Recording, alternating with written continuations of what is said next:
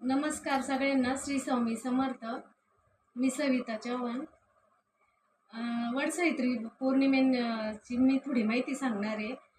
वटसावित्री पौर्णिमा 29 जून 2026ला आहे. दिवसभर आहे आणि मुहूर्त सकाळी 9 ते 12:30 वाजेपर्यंत आहे. तसे तुम्ही दिवसभर कधी पण करू शकता. मी थोडीशी माहिती सांगते का सावित्रीने आपल्या पतीचे प्राण परत मिळवण्यासाठी यमराजाला भक्तीने संतुष्ट केले होते. आपल्या पतीचे प्राण परत मिळवण्यासाठी ज्या वृक्षाखाली तो पुन्हा जिवंत झाला ते झाड वडाचे होते.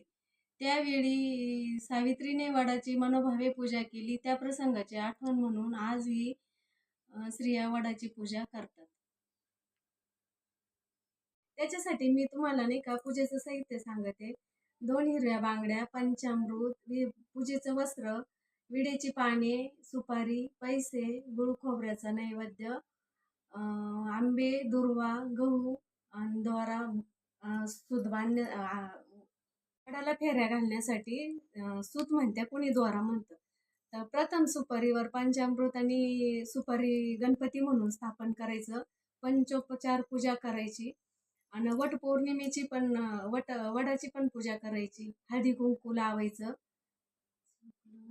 अक्षदा वाहून पूजा करायची आणि नंतर वटपौर्णिमेची आरती करायची आणि आरती झाल्यानंतर प्रार्थना म्हणायची आहे.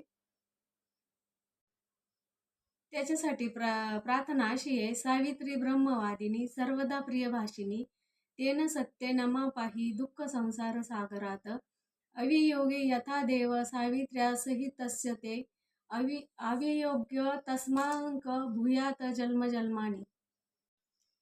उद्या वडाची पूजा करण्यासाठी रंग कोणता आहे साड्यांचा तर तो मी तुम्हाला सांगते.